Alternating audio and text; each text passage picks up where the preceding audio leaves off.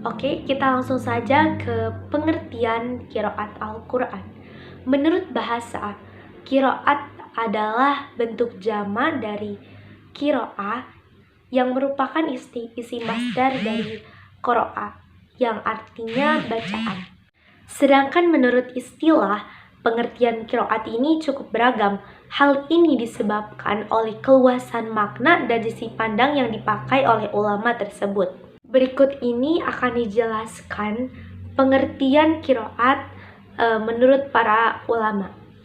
Oke, yang pertama menurut Az-Zarqani, yaitu seorang imam qiraat yang berbeda dengan yang lainnya dalam pengucapan Al-Quran Al-Karim serta riwayat-riwayat jalur-jalur daripadanya, baik dari pengucapan huruf-hurufnya maupun pengucapan perkataan-perkataannya.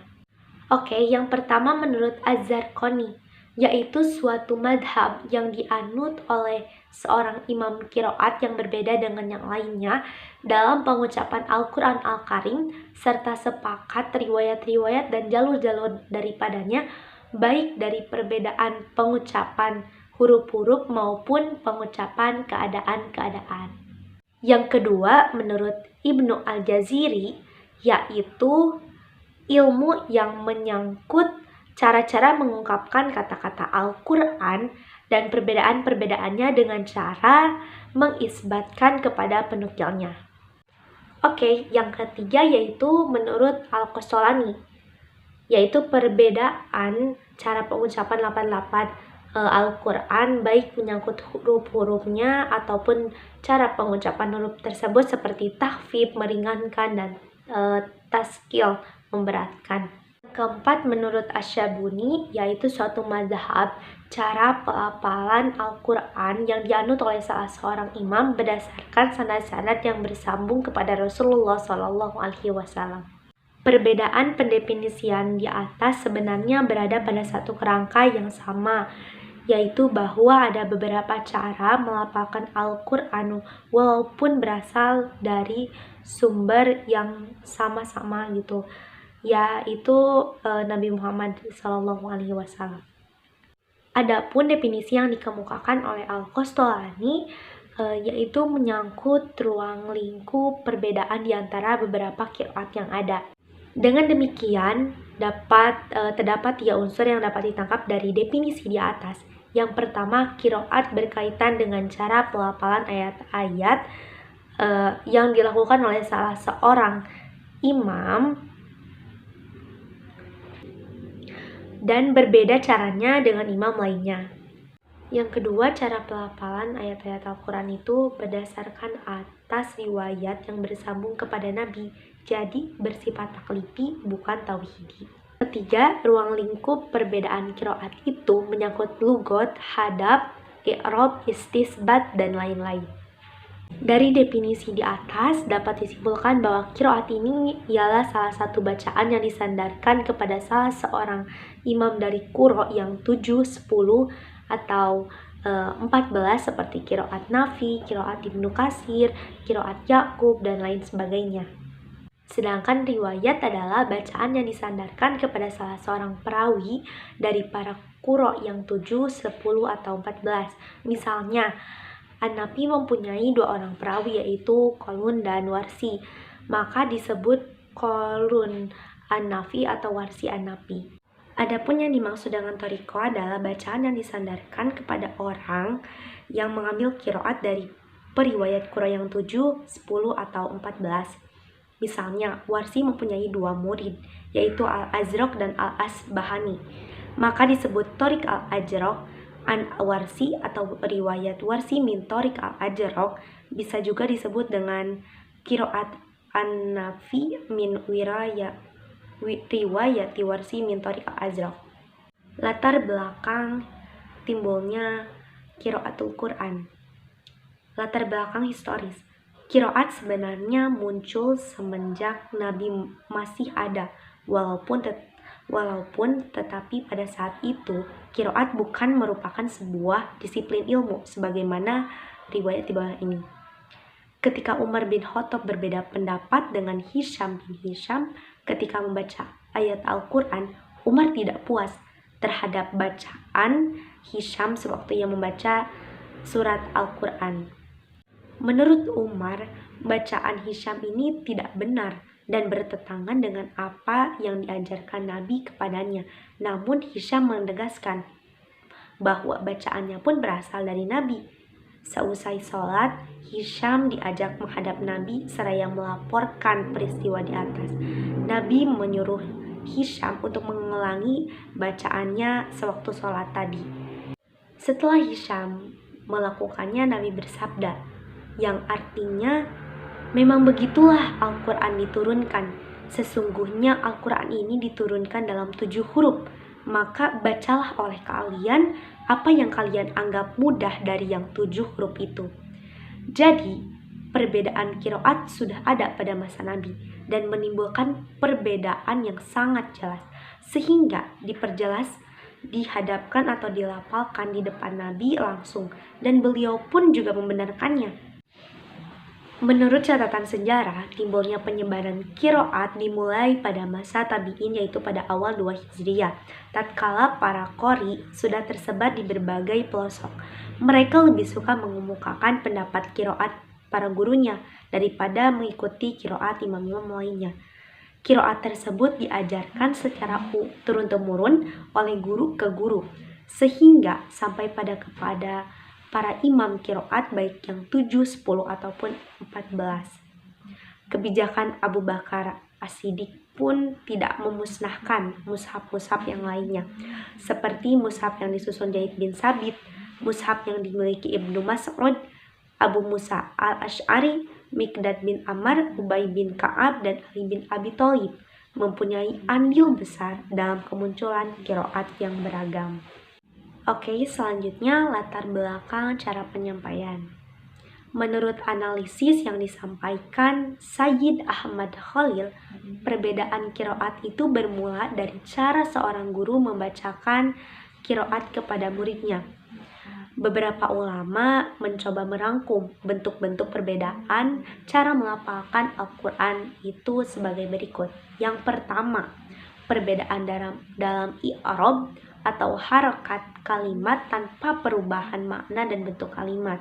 Yang kedua, perbedaan pada i'rab dan harokat atau baris kalimat sehingga merubah maknanya. Yang ketiga, perbedaan pada perubahan huruf antara perubahan i'rab dan bentuk tulisannya, sementara maknanya berubah. Perubahan pada kalimat dengan perubahan pada bentuk tulisannya, tapi maknanya tidak berubah. Yang keempat, perbedaan pada kalimat di mana bentuk dan maknanya berubah pula. Yang kelima, perbedaan pada mendahulukan dan mengakhirinya. Yang keenam, yang terakhir, perbedaan dengan menambah atau mengurangi huruf. Macam-macam qiraat. Yang pertama ada qiraat sab'ah. Yang dimaksud dengan qiraat sab'ah adalah 7 versi qiraat yang dinisabkan kepada para imam qiraat yang berjumlah 7 orang. Sebagian ulama berpendapat bahwa qiraat sab'ah ini mutawatir, dan 7 orang tersebut antara lain yang pertama Abdullah bin Katsir Ad-Dari, yang kedua Nafi' bin Abdurrahman, yang ketiga Abdullah ibnu Amir al-Yasibi, yang keempat Abu Amr, yang kelima Hamzah, yang keenam Ashim, yang ketujuh Abu Hasan Ali ibnu Hamzah al-Kisai. Kedua ada qiraat sazat. Yang dimaksud dengan qiraat sazat adalah sebagaimana yang telah dikemukakan oleh sebagian ulama, yaitu qiraat yang sanadnya sahih sesuai dengan kaidah bahasa Arab, akan tetapi menyalahi ras al-mushaf. Sebagian ulama berpendapat bahwa qiraat sazat ini tidaklah mutawatir. Adapun macam-macam qiraat berdasarkan penelitian Al-Jazari yang berdasarkan kualitas qiraat dapat dikelompokkan menjadi 6 bagian, yaitu yang pertama ada qiraat mutawatir. Apa sih qiraat mutawatir? Yakni qiraah yang disampaikan sekelompok orang mulai dari sampai akhir sanad, yakni tidak mungkin bersepakat untuk berbuat dusta, atau ini bisa dibilang sanadnya langsung dari Rasulullah. Yang kedua, qiraah mansyur, yakni yang memiliki sanad sahih tetapi tidak sampai pada kualitas mutawatir. Yang ketiga, qiraah ahad, yakni yang memiliki sanad sahih tetapi menyalahi tulisan mushaf. Yang keempat, qiraah ayyad atau menyimpang, yakni sanadnya tidak sahih. Yang kelima, qiraah maudhu atau palsu. Yang keenam, qiraah yang menyerupai hadis mudraj atau sisipan, yakni adanya penyisipan pada bacaan dengan tujuan penafsiran. Faedah mempelajari qiraat Al-Quran. Yang pertama, akan terpeliharanya dari kesalahan dalam menyebutkan kalimah-kalimah Al-Quran. Kalimah Al-Quran akan dapat dipelihara dari pemesongan dan penyelewengan. Kita akan mengetahui sumber cara bacaan qiraat setiap imam dan imam-imam qiraat. Kita akan dapat membedakan antara apa yang boleh dibaca dan apa yang tidak boleh dibaca dengannya. Yang kedua, menunjukkan betapa terjaganya dan terpeliharanya kitab Allah dari perubahan dan penyimpangan. Karena ini menandakan berhati-hatinya umat Islam dalam menerima perbedaan bacaan Al-Quran. Yang ketiga, menunjukkan kesempurnaan kemukjizatan Al-Quran dengan penggunaan kalimat yang ringkas, yang mana setiap qiraat dengan qiraat yang lain seperti kedudukan satu ayat dengan yang lainnya. Hal ini merupakan salah satu bukti kemukjizatan dalam Al-Quran Al-Karim, yang mana masing-masing qiraat menunjukkan suatu makna, sebagaimana satu ayat yang terpisah menunjukkan makna. Bismillahirrahmanirrahim. Alhamdulillahi rabbil alamin. Ar-Rahmanir-Rahim. Maliki yaumiddin. Iyyaka na'budu wa iyyaka nasta'in. Ihdinas siratal mustaqim. Siratal ladzina an'amta 'alaihim ghairil maghdubi 'alaihim waladdallin.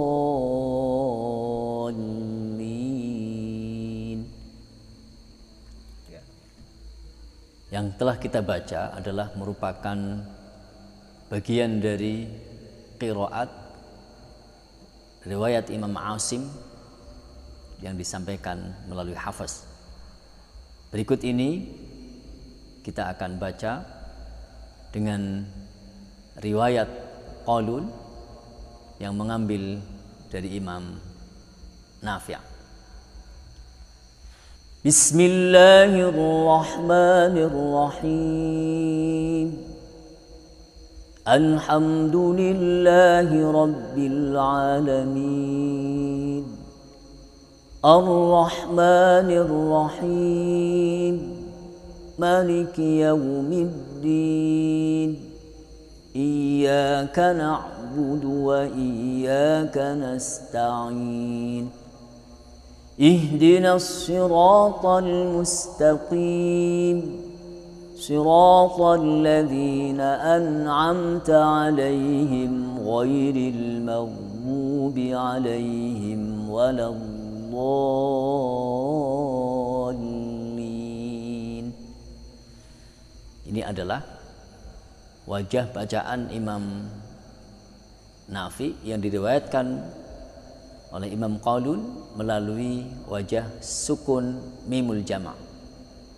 Wajah berikutnya adalah silatul mimul jama' dengan membaca dhammahnya mim. Bismillahirrahmanirrahim. Alhamdulillahi rabbil alamin. Ar-Rahmanir-Rahim.